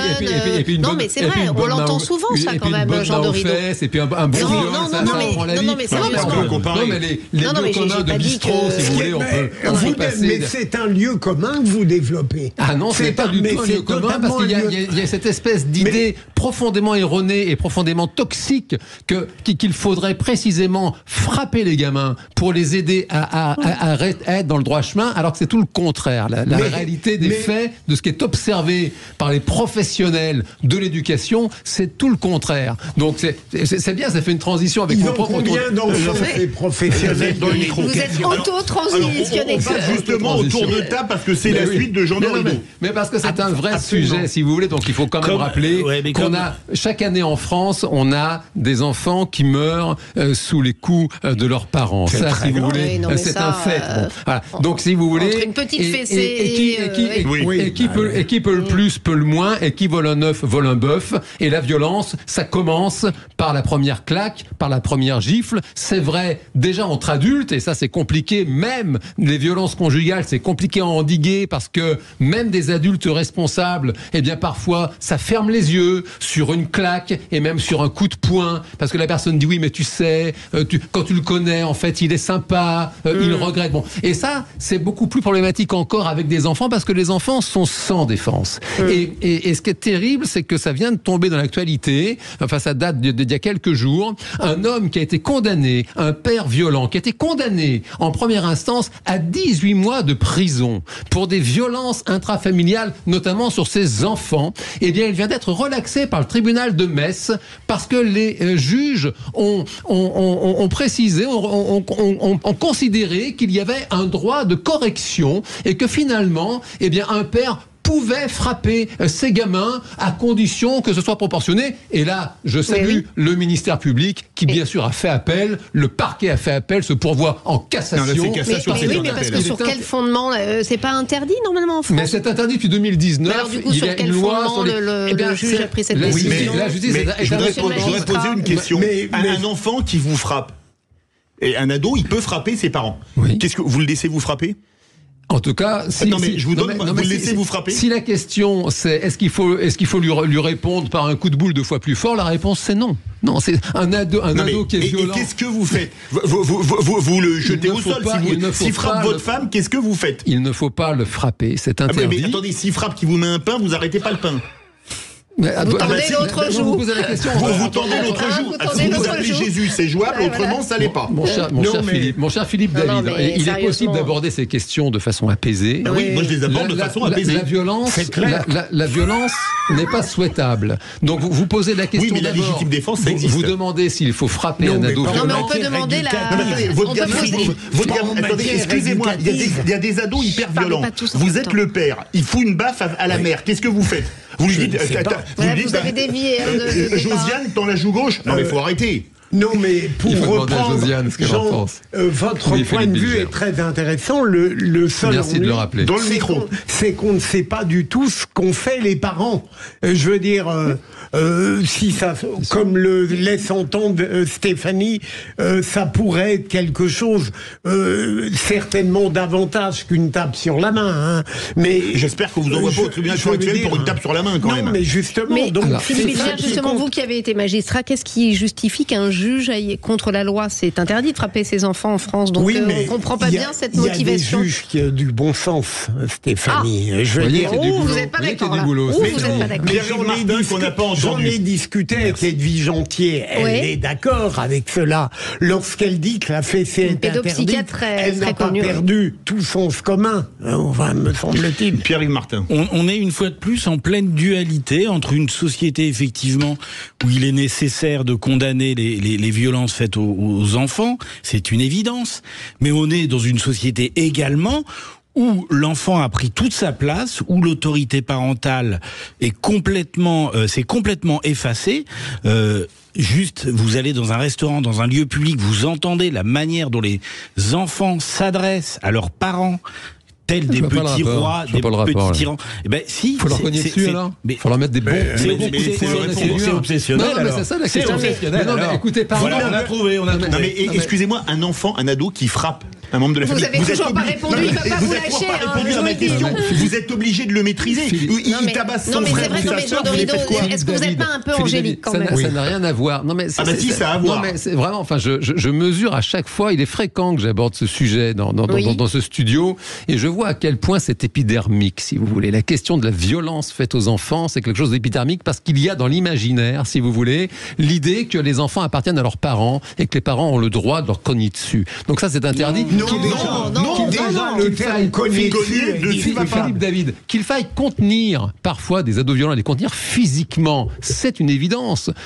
Les éducateurs, mais entre contenir un enfant qui a besoin d'être contenu et le frapper, lui infliger un châtiment corporel qui, Stéphanie l'a rappelé, est interdit en France. Ça, on ne le dira jamais assez. C'est interdit de frapper les enfants, que vous soyez les parents ou pas les parents. Il est interdit de frapper les enfants. Pas pour le tribunal de Metz, manifestement. Et pas pour le tribunal de Metz, mais affaire à suivre. Entre le passif et la brute, il y a peut-être. Voilà, exactement.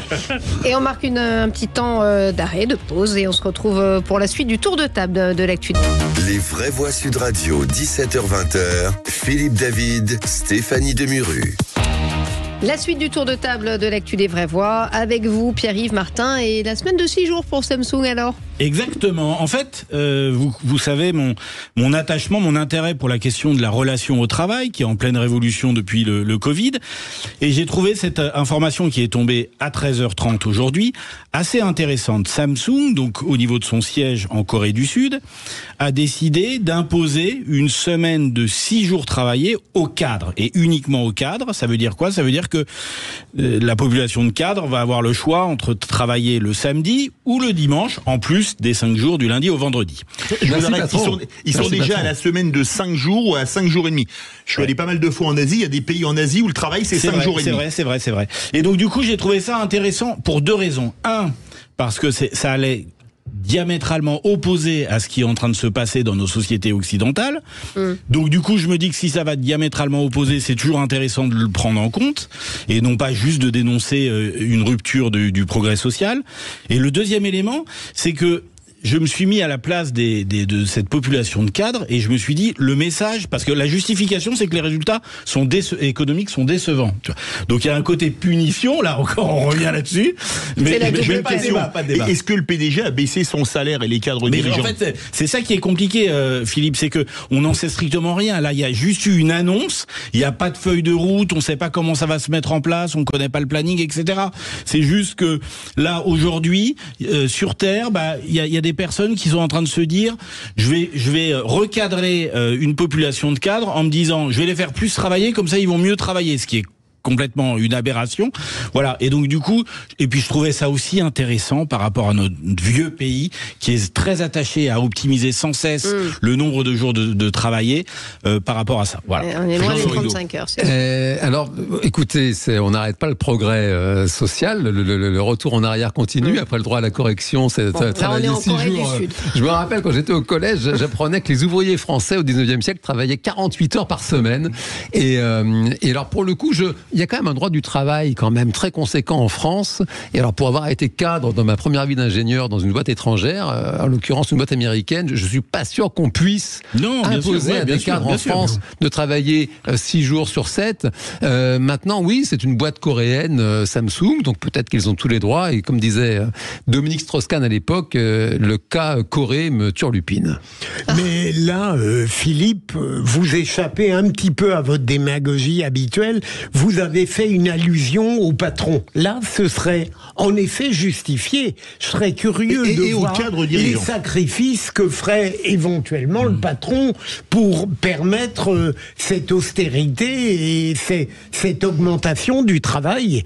À la limite, si lui-même se l'applique, il n'y a pas de problème. Hein. Mais c'est là où on voit quand même que ça pose vraiment question, parce que cadre, ça veut rien dire, parce qu'il y a le cadre dirigeant, le directeur général de Samsung Monde, qui a des stocks options probablement, qui a un salaire faramineux, et il y a le cadre commercial dans une concession Samsung automobile ou dans Samsung Téléphonie, un directeur de magasin, si lui on lui demande de travailler 6 jours par semaine alors qu'il a un revenu à 2500 € par mois, enfin je sais pas combien il gagne, mais ça pose quand même question, non? Parce qu'il y a cadre et cadre, ça on est d'accord. Non, c'est pas plus. En fait, comme on n'en sait pas plus, mais on imagine, enfin c'est pas forcément dérangeant de savoir qu'un PDG travaille d'un groupe aussi important que celui-là, travaille 6 jours par semaine. Il travaille même plutôt 7 à mon avis. Ce qui est inquiétant, c'est ce message de punition, de correction, de travailler plus pour obtenir des... Voilà, on imagine du coup... Ça pose la question de la culture aussi. Est-ce que ça serait possible en France? Vous l'avez dit, on est à l'inverse de ça. Aujourd'hui, les jeunes, je pense qu'ils n'accepteraient pas ce genre de situation. Non, là, je crois que c'est mal parti. Et de toute façon, on est dans un cadre qui permettrait pas ça, l'adoption de ce format de 6 jours par semaine. Maintenant, les jeunes veulent même plus travailler le week-end. Voilà. Alors, je balance un peu. Hein, Philippe? Ah oui, mais enfin... de travailler la semaine, c'est bien déjà. C'est déjà pas mal de bosser la semaine quand même. On va pas non plus travailler le week-end. Si vous me tentez sur ce chemin qui consiste à dire que tout fout le camp, je vais être d'accord. C'est mon confrère. Bon, restez avec nous dans quelques instants. On revient avec notre débat du jour. Coup de projecteur, le sursaut d'autorité annoncé la semaine dernière. Le Premier ministre s'est rendu ce matin dans un lycée à Nice, ouvrant un internat éducatif pour les élèves décrocheurs. Et parlons vrai, est-ce que vous craignez une baisse du niveau dans les internats avec l'arrivée d'élèves perturbateurs? Y a-t-il un risque de contagion de la délinquance si on fait venir dans ces établissements des délinquants multirécidivistes? Est-ce que finalement c'est pas l'encadrement militaire que voulait Ségolène Royal en 2007 qui serait la bonne solution? Et à cette question, les internats sont-ils de bonnes pistes contre la délinquance des mineurs? Vous dites non à 71%. Vous voulez réagir, le 0826 300 300. Et la question à notre invité du jour. La question, Stéphanie, la question. La question du jour. Bruno Bopievitch, secrétaire général du SNP2N, le syndicat national des personnels de direction de l'éducation nationale. On va débattre donc de cette expérimentation. La proposition d'Attal, est-ce qu'elle semble déjà pour vous claire, Bruno Bopievitch? Non, je pense qu'il y a besoin de clarifier et de nous expliquer un peu plus précisément de quoi il s'agit aujourd'hui, parce qu'on a un Premier ministre qui effectivement nous fait des propositions qui méritent d'être expliquées plus précisément, au moins auprès des acteurs de terrain, et c'est pas le cas aujourd'hui. Bon, pas clair. Donc on en parle dans quelques instants. Restez avec nous.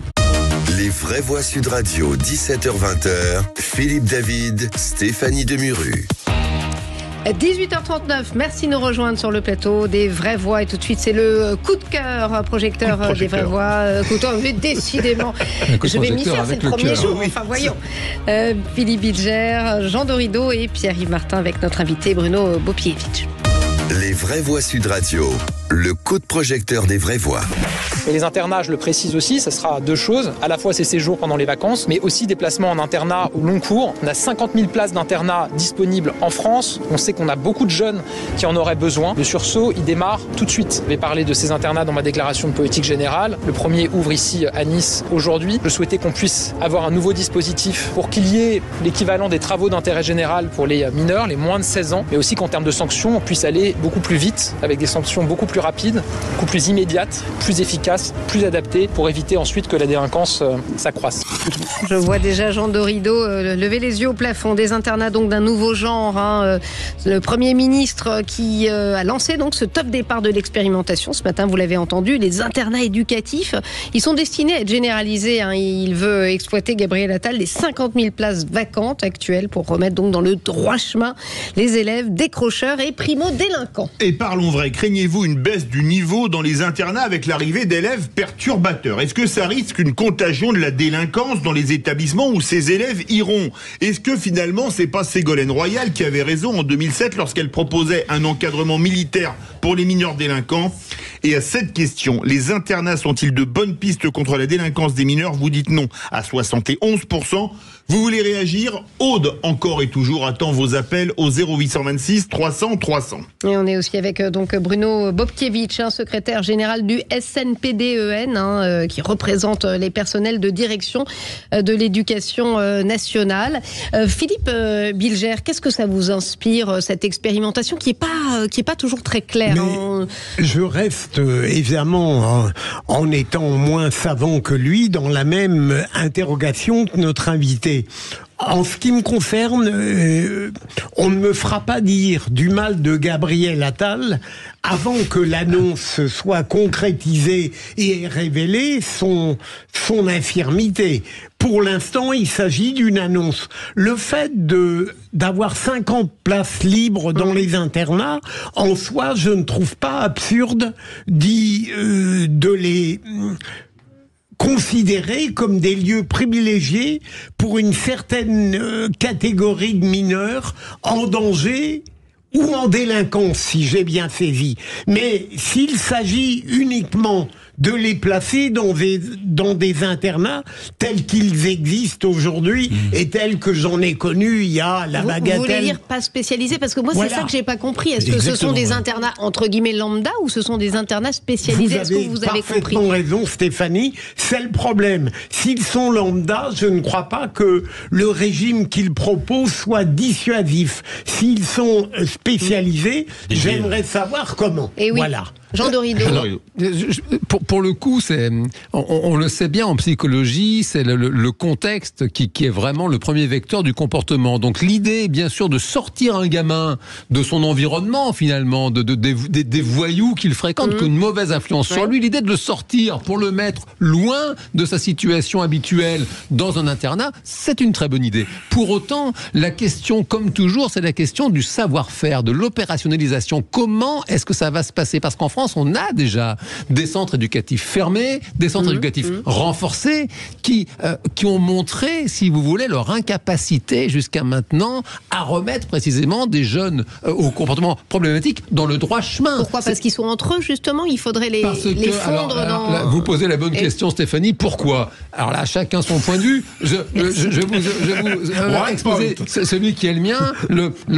C'est la PJJ, la protection judiciaire de la jeunesse, qui s'occupe de ces centres fermés, et il y a un manque de savoir-faire aujourd'hui, clairement, du personnel de la PJJ, un problème de formation des éducateurs, un problème précisément de suivi de ces enfants, et aujourd'hui la PJJ montre précisément son échec, si vous voulez, à remettre des enfants dans le droit chemin. Donc, bien sûr, je rejoins Philippe Bilger, c'est très louable la proposition du Premier ministre, mais c'est vraiment la question qui vivra verra. Comment est-ce que ça va se passer sur le terrain et du coup, est-ce que ça va marcher ? Pierre-Yves Martin.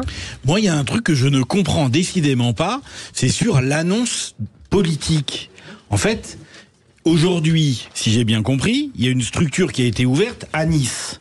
Oui, d'accord, absolument. Bon. Ça va être l'expérimentation. Et aujourd'hui, on se pose des questions sur savoir c'est quoi le modèle d'organisation, c'est quoi le périmètre, est-ce qu'il y a mixte d'enfants ou pas, etc. Ça, on n'a pas trop compris. Mais alors, si j'ai bien compris, c'est soit les vacances, soit à plein temps, toute l'année. Du coup, en fait, je me dis, mais comment peut-on porter un sujet sérieusement si il y a juste un effet d'annonce 30 secondes, et puis après, basta, on ne sait pas comment ça va marcher, on a fait notre effet d'annonce et terminé. Ouais, un petit peu comme le SNU d'ailleurs, mais Bruno Bopiewicz, donc vous représentez les personnels de direction de l'éducation nationale, comment vous avez réagi à cette annonce ? Je partage une partie des arguments qui ont été mis en avant à l'instant, c'est-à-dire que à ce stade, l'internat tel qu'il est conçu n'est pas prévu pour ça. C'est-à-dire qu'on confond l'internat scolaire avec un centre éducatif fermé. On peut voir qu'il y a des effets d'annonce et que ça peut paraître séduisant de prime abord. C'est le cas d'un certain nombre d'annonces qui sont faites depuis des semaines, voire des mois, particulièrement de la part de Gabriel Attal. Mais il s'avère qu'en creusant, si vous interrogez les personnels de l'éducation nationale, ils vous expliqueront que à ce stade, les internats ne sont pas du tout prévus pour ça. On a déjà une expérience, donc ça demande un encadrement particulier dans des conditions particulières. Et je pense qu'on se trompe de genre, en l'occurrence, et que si on reprend malheureusement ce qui a déjà été testé, parce que ça n'est pas complètement nouveau, on a déjà connu une expérience de la même nature en 2008 sous Nicolas Sarkozy, qui avait testé une expérience de ce type avec des élèves de Saint-Denis qui avaient été effectivement amenés à sortir d'Île-de-France dans la même configuration, et cette opération avait dû être annulée au bout de quelques semaines parce que c'était devenu ingérable, alors que le taux d'encadrement était 1 pour 1. Ingérable, c'est-à-dire des jeunes réunis au même endroit, dans un contexte avec des élèves perturbateurs, en l'occurrence, qui n'avaient pas envie d'être là, qui étaient contraints et forcés de le faire, ça avait donné une mauvaise mayonnaise, comme vous pouvez l'imaginer, et un dispositif devenu ingérable, et donc les gamins avaient été rapatriés. Et puis évidemment, on les envoie, j'imagine, dans les internats publics et non pas les internats privés qui n'accepteraient pas de les prendre. De toute façon, tout ça mérite précision. Moi, j'ai pas encore compris exactement comment tout ça peut se faire. Vous n'êtes pas le seul à pas avoir tout compris. Je découvre aujourd'hui qu'on a une initiative type expérimentale à Nice, donc ça n'a pas du tout été discuté à aucun moment avec les représentants. Bon, c'est pas très grave, on peut s'habituer à cette opération, à cette situation. Néanmoins, je le redis, on est en train d'utiliser des outils qui ne sont pas conçus pour ça, avec des personnels qui n'ont pas été préparés et formés pour ça. Donc on risque de passer à côté de l'objectif, même si le grand public peut considérer que c'est une idée séduisante.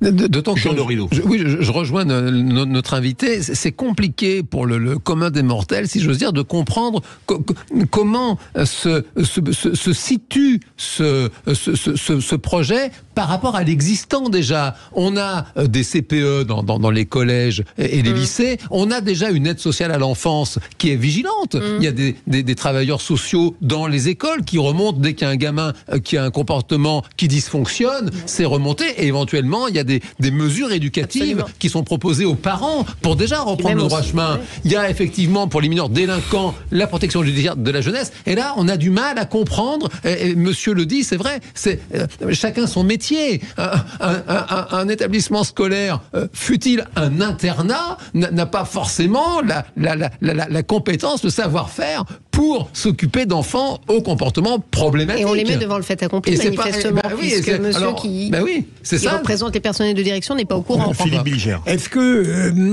vous ne croyez pas que l'annonce de ces internats va impliquer une différenciation très sophistiquée entre les enfants, les mineurs, et dans leur catégorie de dangerosité? Est-ce que si on parvenait véritablement à examiner la qualité ou le défaut de nuisance de chacun, est-ce que vous trouveriez absurde cette sorte de sophistication entre les internats, les centres fermés?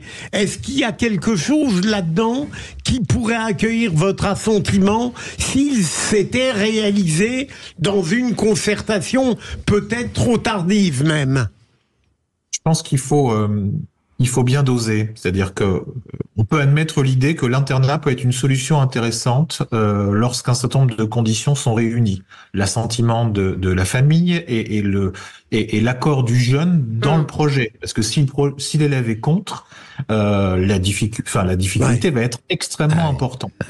Maintenant, si on a effectivement par-ci par-là quelques places bloquées dans des conditions particulières, avec un encadrement particulier, avec un projet construit, on peut tout à fait tenter l'aventure et avoir des expérimentations qui se mettent en place. Attention à ne pas confondre l'internat et le centre éducatif fermé. Ne rassemblons pas au même endroit de nombreux jeunes qui poseront des difficultés parce qu'ils en posent déjà dans leur environnement habituel. Donc, tout ça mérite réflexion, expérimentation. On met un peu la charrue peut-être avant les bœufs. Oui, mais comme souvent, non? Oui. Voilà, on est sur un moment où on annonce beaucoup de choses. On ne concerte pas, on annonce et on réfléchit ensuite. Ce qui est quand même problématique politiquement. Donc, et l'éducation nationale, on en souffre terriblement ces derniers temps sur ce sujet comme sur d'autres. Pierre-Yves Martin. Oui, moi je voulais savoir au sein de votre syndicat. Est-ce que vous avez un élément de conviction, une proposition à laquelle vous croyez fortement pour justement imaginer un encadrement, un accompagnement qui soit de qualité par rapport à ces populations qui sont en train de décrocher? Ou est-ce que le sujet est trop vaste et trop complexe en 2024? Sur la question spécifiquement en lien avec les internats, je pense qu'il faut une complémentarité des compétences entre l'éducation nationale et d'autres structures. Il y a des structures de type éducative qui ont des compétences que nous n'avons pas au sein de l'éducation nationale. Et c'est la capacité à mettre tous ces partenaires en ordre de marche et de façon concertée qui fera la réussite dans l'accompagnement d'un jeune. On a des expériences de cette nature-là autour du décrochage. Moi, je crois plus à l'accompagnement des élèves dans ce cadre-là autour d'élèves décrocheurs que d'élèves perturbateurs, en l'occurrence, mais à condition que les acteurs, tous ceux qui interviennent auprès du jeune, soient autour et travaillent de façon concertée. Et c'est la difficulté des exercices, c'est que chacun travaille dans son couloir de nage, et les parents y compris d'ailleurs. Donc, et ça manque de coordination et de concertation. Donc ça, c'est un élément essentiel dans la prise en charge du jeune, de façon à ce que les acteurs autour de lui, parfois c'est l'aide sociale à l'enfance, parfois c'est la PJJ, parfois c'est d'autres structures associatives de la ville, puissent travailler de concert pour améliorer la situation du jeune quant à son comportement face à l'école. C'est parfois des problèmes d'absence, c'est parfois des problèmes de comportement. Alors ça réagit au standard 0826 300 300. Nous sommes avec Fabrice qui nous appelle du Val d'Oise. Bonjour Fabrice, bonsoir. Qu'est-ce que vous en pensez ? Écoutez, moi je pense que les parents, on peut proposer aux parents défaillants et dépassés de reprendre en main leurs enfants dans le cadre d'internat d'excellence ou peu importe le type d'internat. Mais pour essayer de leur redonner à ces enfants le goût et le chemin de l'effort, le goût d'apprendre, et pour leur faire réutiliser et peut-être pouvoir utiliser d'ailleurs les allocations familiales qu'on donne à ces familles pour payer, puisque les internats, il faudra bien les payer l'encadrement de ces internats, et de manière à ce qu'on fasse, voilà, ils n'ont plus soit les moyens, soit la capacité d'éduquer correctement leurs enfants. Utilisons les allocations familiales qu'on leur donne, qu'on leur alloue, pour payer ces internats, de manière à reprendre en main ces enfants sur les fondamentaux de notre vie en société, et pour qu'ils puissent réapprendre à honorer les gens qui passent leur vie au service de la collectivité, les profs, les médecins, les policiers, les gendarmes, tous ceux qui passent toute leur vie au service des autres, de la collectivité. Donc si ces enfants étaient repris en main, peut-être qu'on pourrait leur réapprendre, leur redonner goût, leur faire sens de la société, et peut-être effectivement leur permettre, pour ceux qui ont décroché, de raccrocher les wagons et de ressortir de là avec un diplôme ou une formation qui leur permettrait de s'insérer dans la vie sans passer pour autant à faire le chouf ou à faire les idiots dans la rue, à tout casser, à tout brûler, à tout et à tout faire payer aux autres, bien évidemment. Bruno Bobkiewicz, pour réagir à l'appel de Fabrice du Val d'Oise au 0826 300 300. J'ai un peu de mal avec l'idée de confisquer les allocations familiales pour financer un internat. C'est-à-dire, l'État doit aussi prendre sa part si jamais il devait y avoir une initiative de cette nature-là, parce que la question évidemment du financement et du coût que ça représente va se poser. Donc, il faut rappeler que dans un certain nombre de situations, la famille est elle-même victime de la situation et évidemment, ne souhaite pas que son enfant soit en décrochage ou pose des problèmes de comportement. Donc on rendrait la famille financièrement redevable et responsable de quelque chose. Je crois qu'il faudra regarder ça de près. Je partage pas forcément cette idée. Voilà. Oui, vous voulez répondre justement non, ma chère Stéphanie. C'est Jean Dorido qui demandait la parole. Non, mais j'avoue que c'est passionnant d'entendre les réactions de notre invité. Et moi, je continue à penser, évidemment, que l'internat, dès lors qu'on aura des précisions sur cette catégorie spéciale d'établissement, peut être une solution, peut-être pour une catégorie moins dangereuse de ces délinquants mineurs. C'est-à-dire qu'en fait, ce qui n'est pas net dans le discours du Premier ministre, c'est de savoir quel est le public finalement qui est concerné, qui est visé. Est-ce que ce sont des élèves décrocheurs? Ils veulent prévenir avant qu'il y ait un acte de délinquance. Ça, ils l'ont dit clairement. Ça donne une dimension presque punitive à la démarche, sachant que, encore une fois, il y a déjà... On a toujours le sentiment d'un exécutif qui réinvente à chaque fois l'eau chaude. On a déjà des infrastructures qui sont prévues pour les mineurs délinquants, et c'est difficile de comprendre ce que ça va. Non, mais c'est avant le passage à l'acte, donc vous pouvez pas... C'est les primo-délinquants, là, en l'occurrence. Dans les primo-délinquants, il y a délinquants. Donc, un mineur qui est délinquant... Pour les sortir du milieu naturel. Voilà, il a été précisé, là, pour le coup, que c'était... Voilà, pour anticiper, je sais que vous ne voulez pas ce terme, mais prévenir un acte de délinquance. Soit le mineur est délinquant, et donc il y a un problème, et là, c'est la PJJ qui s'en occupe, soit il n'est pas délinquant, et là, à ce moment-là, c'est les services sociaux qui s'en occupent. Non, mais c'est pour l'empêcher de passer à l'acte. Mais s'il est délinquant, s'il est primo-délinquant, il a déjà été délinquant. Non, mais ça, pour le coup, c'était assez précisé que c'était avant un passage à l'acte. Donc, dans ces cas-là, tu peux dire que quelqu'un va être délinquant.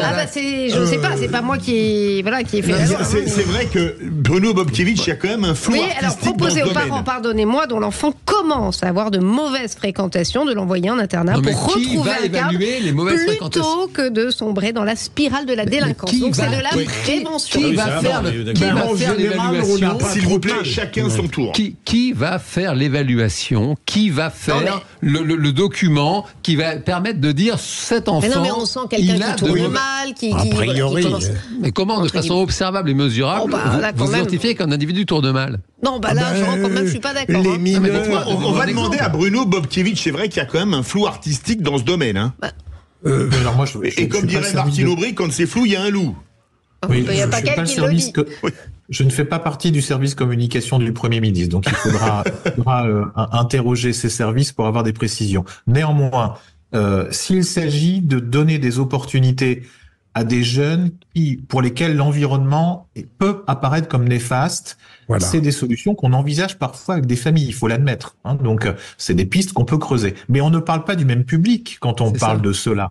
Là, moi, j'avais compris, à travers ce que vous disiez, mais de ce que j'ai entendu depuis ce matin, hein, parce qu'encore une fois, il n'y a pas de communication claire et officielle sur ce sujet, j'avais entendu parler de jeunes délinquants. Et auquel cas, ça n'est pas le même public. Hein. Quand on a des jeunes qui sont en train de déraper, pour lequel l'environnement peut apparaître comme défavorable. Je me souviens l'avoir proposé il n'y a pas si longtemps que ça à une famille d'une jeune fille qui avait des fréquentations qui lui étaient défavorables et qui créaient notamment de l'absentéisme. Là-dessus, il y a sujet, il y a débat. On peut effectivement réfléchir à comment, à l'intérieur même de l'éducation nationale, on peut gagner en efficacité sur l'utilisation de ces 50 000 places, à condition que ce soit un projet construit par tous. Mais ça n'est pas le même public. C'est ça. C'est pas encore complètement construit en tout cas. Il parle d'ailleurs d'engager aussi la responsabilité des parents en cas de refus. Hein. Oui, il parle un peu de tout, le Premier ministre. Mais c'est vrai. Il en dit des choses. C'est la fin de ces vraies voix. Merci, chers amis. Merci Jean Dorido, Philippe Bilger, Pierre-Yves Martin. Merci à vous. Et nous, on reste ensemble. Oui, les vraies voix citoyennes avec Aurélie Gros et Stéphane Pellet. Et on va passer encore une heure avec vous pour donner la parole à deux très belles associations.